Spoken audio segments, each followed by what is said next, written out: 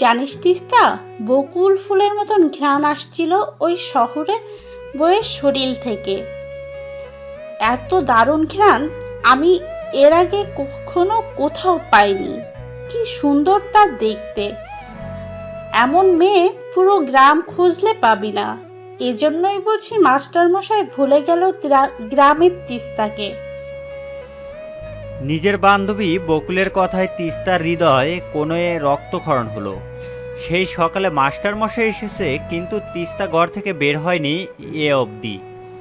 না গিয়েছে মাস্টার মশাইয়ের কাছে ছুটে। হাত পা সব যেন বাধা পড়েছে অদৃশ্য শিকলে। এখন তেজস্বী দুপুর পরিবেশে মাস্টার মশাই এ খবর নিয়ে বকুলে এসেছে তিস্তার কাছে। গ্রামে যেন উৎসব লেগেছে। সবার শখের মাস্টার মশাইয়ের শহুরে বউ এসেছে। সেটা কি কম আনন্দের? তিস্তা কিয়ৎ পরিমাণ সময় মৌন থেকে বিধ্বস্ত কণ্ঠে বলল, বউ বুঝি অনেক সুন্দর, তোর সাথে কথা বলেছে? গম্ভীর হবে শহরের মেয়ে, তাই না? না না, তার আচরণ যেমন মাখনের মতন, সবার সাথে হাসি মুখে কথা বলছে, কোনো অহংকার নেই। আমার সাথেও কথা বলেছে। তিস্তা বকুলের দিকে করুণ দৃষ্টিতে তাকালো। তার বেহায়া মন যে বারবার ছুটে যেতে চাচ্ছে মাস্টার মশাইয়ের কাছে, কিন্তু নারীর শরীরে আত্মমর্যাদা যেতে দিচ্ছে না তিস্তার কিশোরী শরীরটাকে। নারীর যদি আত্মসম্মানই না থাকে, তবে সে পথের ধুলো হয়ে কেবল পদতলে গড়াগড়ি খাবে। বকুল কিছুক্ষণ বান্ধবীকে বুঝিয়ে বাড়ির পথে রওনা হলো। তাকেও তো আজ দেখতে আসবে ছেলের বাড়ির লোক। কারো প্রিয় মানুষ হারাচ্ছে, কারো বা স্বপ্ন। ব্যথা তো কোনোটাতেই কম না। তবে কাকে দেখাবে সে ব্যথা? হারানো জিনিস কি আর ফেরানো যায়? তিস্তা তো চরিত্র হারাইছে। গ্রামের লোক তো তার নামে কলঙ্কিনী রাখছে। পাশের বাড়ির চাচির এমন কথা শুনে সামান্য থমকে গেল প্লাবন। আশালতা ব্যাগ থেকে জামা কাপড় গুছাচ্ছিলেন। কথাটা শুনে তিনি অবাক হলেন। অবাক নয়নে ছেলের দিকে তাকালেন। প্লাবন কেবল ভুরু কুঁচকালো। সে হালকাভাবে কথাটা শুনছে, তবে কথাটা অতটা ঠিক। অবাক নয়নে মায়ের দিকে তাকায়। মাও তো শুনছে এই কথা। তবে কি বড় কোনো বিপদ হয়েছে তিস্তার? আসছে পর থেকে এ অবধি মেয়েটাকে দেখেনি। অনন্যবার দু একদিনের জন্য সদরে গেলেই মেয়েটা স্টেশনে অপেক্ষা করত। তবে আজ কেন ঘরের দ্বার অবধি এলো না? তবে কি মেয়েটা ভুলে গেছে অভ্যাসগুলো, নাকি বদলে গেছে? প্লাবনকে চুপ থাকতে দেখে আশালতা জানার আগ্রহ প্রকাশ করার সুযোগ পেল। হাতের জামা কাপড় আলনার মাঝে রেখে বিস্মিত কণ্ঠে বলল, আহা, তারপর মেয়েটার কি হলো? আশালতার প্রশ্নে চাচিও যেন মজার কিছু বলার সুযোগ পেল, তাই রসিয়ে রসিয়ে বলল, 5 দিন ধরে ওরে খুঁজে পাওয়া যাচ্ছিল না। ওর সাথে আরেকটা মেয়েও উদা হয়েছিল গ্রাম থেকে। এই যে গ্রামের শেষ মাথায় বাড়িটা আছে না, তাদের বাড়ির মাইয়া। ওরে পরের দিন পরিত্যক্ত খেতে মাঝখানে পাইছিল মরা অবস্থায়, কিন্তু তিস্তারে পাওয়া যায় নাই। পরে 5 দিন পর সৌভাগ্য কাছারি বাড়ির বাগানে পাওয়া গেছিল। কি অবস্থা আসিল তখন মায়াটার! এর আগে ওর বাপের সাইকেলের খাদে পইরা পা ভাঙা গেছিল। মায়াটার তখন দোকানে বসা শুরু করছিল।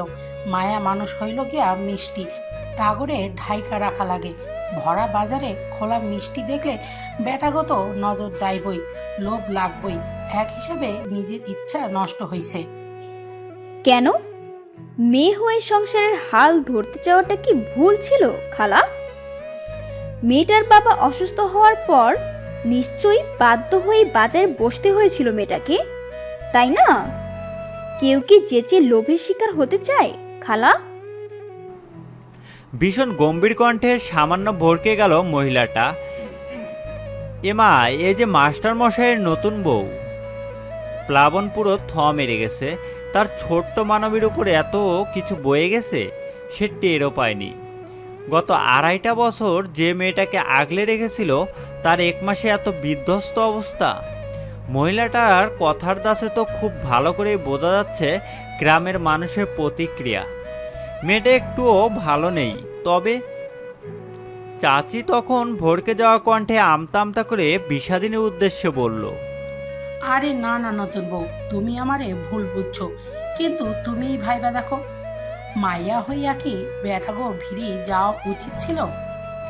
বিষাদিনী তার সদ্য ধুয়ে আসা মুখটা মুছতে মুছতে বলল, মানলাম সে বাজারে বসাতেই তার সাথে এমন হয়েছে। আপনাদের ভাষায় তার বাজারে বসা কাজটা অনুচিত ছিল। আচ্ছা, সে যদি বাজারে না বসতো তবে তার ঘরের রেশম কি আপনারা দিতেন? যে উদ্যম ইচ্ছা নিয়ে কথা শুরু করেছিল মহিলার, সে উদ্যম আর নেই চাচির ভেতরে। শহরে মেয়ের সাথে কথা বলে পারবে না। আজকালকার মেয়ে ছেলে তর্ক করতে পারলেই যেন জিতে যায়। এরা কি আর ভালো মন্দ বুঝে? প্লাবন উঠে দাঁড়ালো। না, এখন এখানে বসে থাকাটা বোকামি। এমনিতেই অনেক কিছু বোধহয় হারিয়ে ফেলেছে। এখন যতটুকু আছে তাই আগলে ধরতে হবে। প্লাবনকে হন্তদন্ত হয়ে উঠে দাঁড়াতে দেখে। পিলে চমকে ওঠে আশালতার। উৎকণ্ঠিত কণ্ঠে বলে, কই যাও আব্বা, কই যাও? ভুল সময়ে মায়ের এমন অবুঝ প্রশ্ন শুনে অবাক হয় প্লাবন। সাথে মাথার ভোতার আগে অনুভূতিগুলো মাথাচাড়া দিয়ে ওঠে। মাই তো তাকে কত নাটক করে ওই শহরে আটকে রেখেছিল। না হয় এত বড় ক্ষতি আদৌ হতো? ছোট্ট মেয়েটার উপর দিয়ে এত জ্বর বইতো? প্লাবন মায়ের উত্তর দেওয়ার প্রয়োজন বোধ করলো না, গটগট পায়ে বেরিয়ে গেল। আশালতার খানিকটা মনক্ষুণ্ণ হলো। ছেলেটা তার এমন ছিল না। যেদিন থেকে তিস্তা নামক মেয়েটার সাথে দেখা, সেদিন থেকেই ছেলেটা বদলে যায়।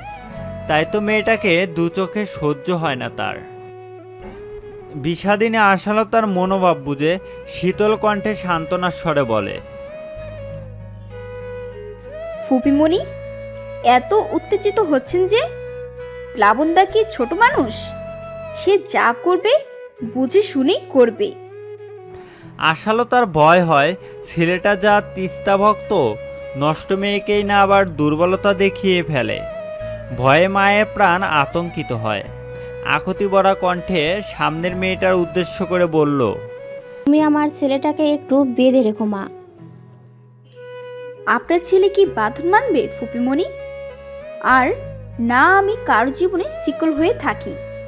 একটু ধৈর্য ধরুন, ভালো কিছু হবে। আশালতা খাটের এক কোণে বসে পড়ে। বিষাদিনী মেয়েটা এত ছন্নছাড়া কেন? একজন নারী তো পারে একজন পুরুষকে বাঁধতে, তবে মেয়েটার এত অনীহা কেন বাঁধনে? বিষাদিনী তার জন্য বরাদ্দ করা রুমটাই চলে গেল। জানালার রং উঠে যাওয়া লোহার শিকে মাথা ঠেকিয়ে বসে থাকে। জানালা বাইরে জায়গাটায় একটু গাছপালা বেশি, শুকনো পাতা জানালার বরাবর পুকুরটাতে ভাসছে।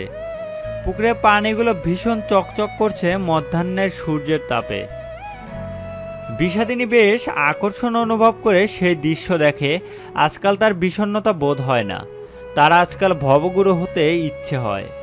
বাঁধন তো আর সবার জন্য না। বিষাদিনী মনে ভাবনার উদয় হয়। মূর্ছে যাওয়া হৃদয়টা ছন্দ পাতে। কেউ কেউ উড়ে গেলে কেউ কেউ মুক্তি পায়। পরক্ষণে মনে হলো, বাহ, দারুণ তো। মোটা কালির দোয়াত নিয়ে সাদা চকচকে কাগজে লিখে ফেলে ছন্দখানা, সাথে মিশিয়ে দেয় বিষাদ।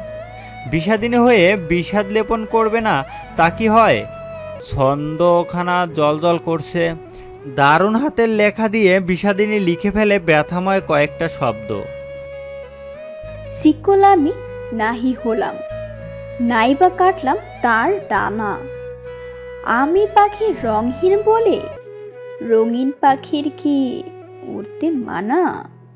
কবিতার দু লাইন লিখে কাগজটা ছুঁড়ে ফেলে দেয় ঝরা পাতার মাঝখানে। কেউ জানবে না, সে তো মানুষকে উড়তে দিতে চায়। কেউ না জানুক, শক্ত খোলসে আড়ালে কোমলতা জেনে গেলেই তো জ্বালিয়ে যাবে। আজ আকাশে চাঁদ নেই, ভীষণ আধার চারপাশে। সারাদিন ঘর থেকে বের হয়নি তিস্তা।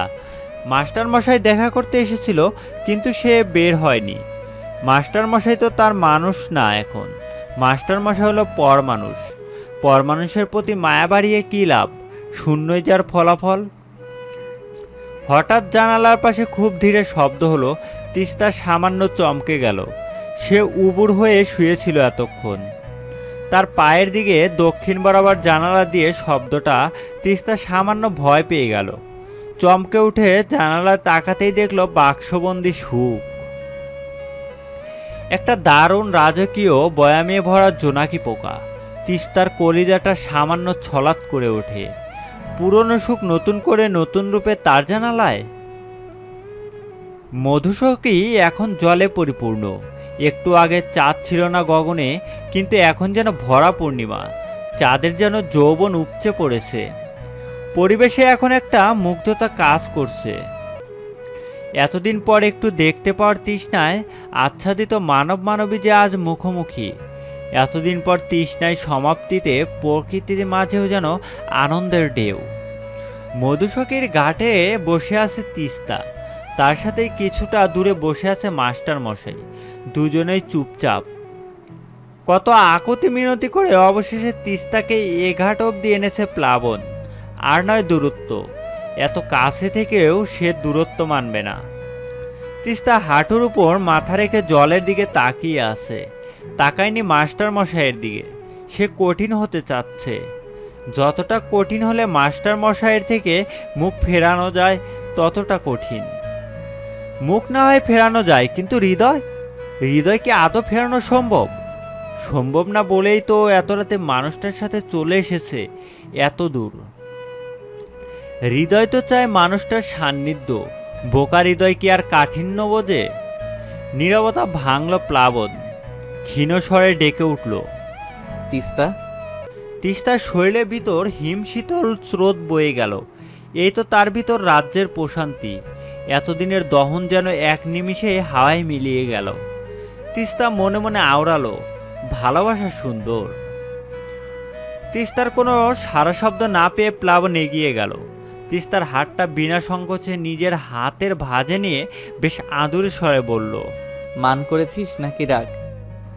তিস্তার মন আহ্লাদ পেয়ে যায়, কিন্তু তিস্তা তাদের আহ্লাদের মূল্য দেয় না। নিজের বাঁ হাতটা টান দিয়ে ছড়িয়ে নেয় মাস্টারমশাইয়ের হাত থেকে। কয়েকটা অমলিন শব্দ উচ্চারণ করে বলে, আমি নষ্ট মেয়ে মানুষ, পাপ লেগে যাবে। কয়েকটা শব্দগুচ্ছ ক্ষতবিক্ষত করে প্লাবনকে।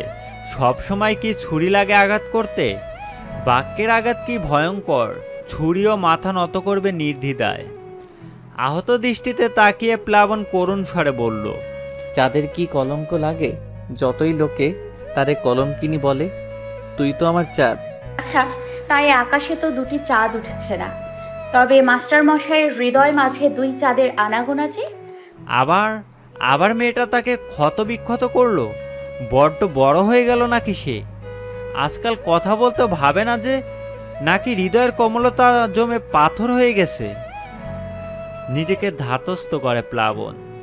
তিস্তার হাতটা আবারও টেনে নিতে চায়, কিন্তু তিস্তা হাতটা দ্বিগুণ শক্ত রেখে বলল, যখন এই হাতটার আপনাকে প্রয়োজন ছিল তখন তো ছিলেন না, তবে আজ কেন?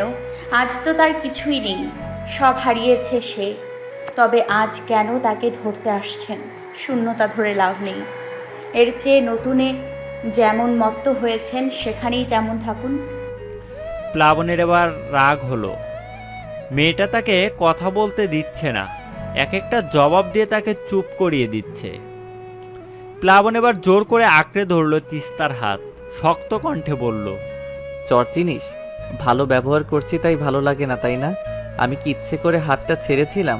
নিতান্তই বাধ্য হয়ে তোকে ছেড়ে দূরে যেতে হয়েছে। আবার তোর টানে ফিরে এসেছি তো আমি? আসিনি? শুধু তোর জন্যই তো আমার এই বেহাল দশা। তোর বিরহে প্রতিনিয়ত মরছিলাম। বুঝেছিলি সেসব তুই? নিজের অভিমান অভিযোগ আমার উপর ছেড়ে দে, কিন্তু একদম তিক্ততা দিবি না। মেরে ফেলবো, একদম মেরে ফেলবো। বেশি বড় হয়েছিস। মরেই তো গেছি, আর কি মারবেন? মৃত আত্মা নিয়ে তবুও তো ছিলাম আপনার অপেক্ষায়, কিন্তু আপনি আমায় আরও দারুণভাবে মেরে ফেললেন। মুখই যদি ফিরিয়ে নেয়ার ছিল তবে অপেক্ষা করতে কেন বলেছিলেন? প্লাবন কাল বিলম্ব না করে জড়িয়ে ধরল তিস্তাকে। মধুসখী সাক্ষী হলো দারুণ মুহূর্তের। নীরব চারপাশে হঠাৎ কান্নার শব্দ ভেসে এলো। তিস্তা কাঁদছে। এতদিনের অভিযোগ অভিমান সব উজাড় করে দিয়ে বলল, কেন শহরে বউ নিয়ে এলেন এখানে? কেন শহরে বউ নিয়ে এলেন এখানে? আমাকে মেরে ফেলার জন্য, তাই না? কেন ছোট্ট কিশোরীর মনে এমন অনুভূতি সৃষ্টি করেছিলেন? শেষমেশ অনলে পুড়িয়ে মারার জন্য, তাই না? তিস্তার মাথায় আদুরে হাত বুলিয়ে শান্ত স্বরে প্লাবন উচ্চারণ করলো ভয়ঙ্কর সুখকর বাক্য। বিয়েটা হয়নি, তুই ছাড়া এই প্লাবনের সাথে আর কাউকে মানায় বল? তিস্তা যেন ভুল কিছু শুনে ফেলেছে বোধ করলো, অবাক কণ্ঠে বলল। ওরা যে বললো শহরে বউ এসছে, তবে প্লাবন তিস্তার কেঁদে ঢোল হওয়া চোখ মুখ মুছিয়ে দিয়ে বলল। ওরা না বুঝেই তো লাফিয়েছে, আর বাকিটা আমার মায়ের জন্য বোঝাতে পারিনি। বিয়েটা হবে হবে করেও শেষ মুহূর্তে হয়নি। কেন?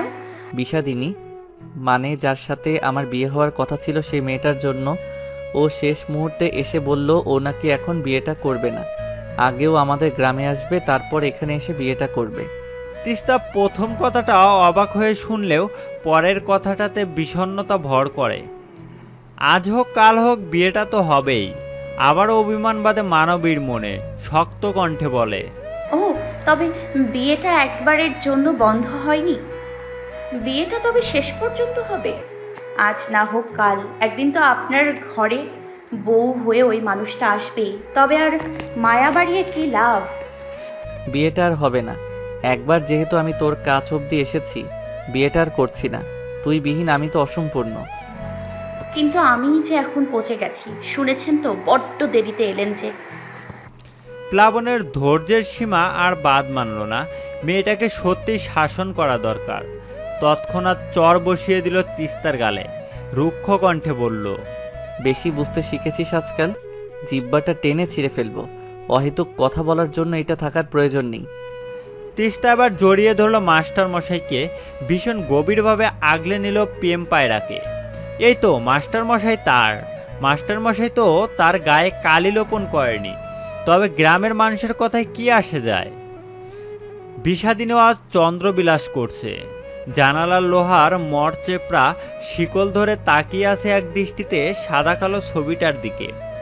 এই তো তার প্রাণের মানুষ, এই তো তার না হওয়া আপন মানুষ। ছবিটাতে হাত বুলিয়ে যায় বিষাদিনী। কোকড়া কোকড়া চুল, মুখ ভর্তি গণদাড়িওয়ালা সুপুরুষটির ভেতর কি জাদু আছে সে জানে না। তবে মানুষটির শূন্যতা তাকে পোড়ায়, ভীষণ পোড়ায়। মানুষটি তো তার না। সৃষ্টিকর্তা যদি তার জন্য মানুষটাকে নাই বানিয়েছেন, তবে মানুষটার প্রতি মায়া জন্মাতে দিয়েছিলেন কেন? সৃষ্টিকর্তা বুঝি দারুণ লাগে কাউকে পুড়তে দেখে। বিষাদিনী খাতা নেয়, গোটা গোটা অক্ষরে লিখে। আপনি আমার ভীষণ কাছে, সবটা হৃদয় জুড়ে, ছুতে গেলে আপনি যেন আকাশ সমান দূরে। বরাবরের ন্যায় ছিঁড়ে ফেলে কাগজটা, ছুঁড়ে ফেলে শুকনো পাতার মাঝে। মানুষ জানবে না বিষাদিনী আর্তনাদ, কেবল শুকনো পাতাগুলো জানবে। প্রেম বড় জ্বালাময়। বিষাদিনী ছবিখানা জড়িয়ে ধরে ভক্ষ মাঝে। গভীর রাতে সবারই তো প্রিয় মানুষের সাথে আছে, শুধু তফাৎ একটাই, কারো সাথে কেবল স্মৃতি হয়ে, কারো কাছে বা রক্ত মাংসের মানুষ হয়ে। তিস্তার প্লাবনের নীরবতার মাঝে হঠাৎ ঝোপ থেকে শব্দ হয়। ভয় পেয়ে যায় তিস্তা, কেউ তাদের দেখে ফেলবে না তো। প্লাবন খানিকটা চমকে যায়, কতগুলো পায়ের শব্দ হয়। তিস্তা ছিটকে যায় প্লাবন থেকে। এই চাঁদনি রাত কি আবার ভয়ঙ্কর অমাবস্যা আনবে তার জীবনে? মানুষগুলো পায়ের শব্দ আরো নিকটে শোনা যাচ্ছে, সাথে তরতর করে ঘামছে তিস্তা। নতুন কালো রাত্রি যোগ হবে কি তার জীবনে?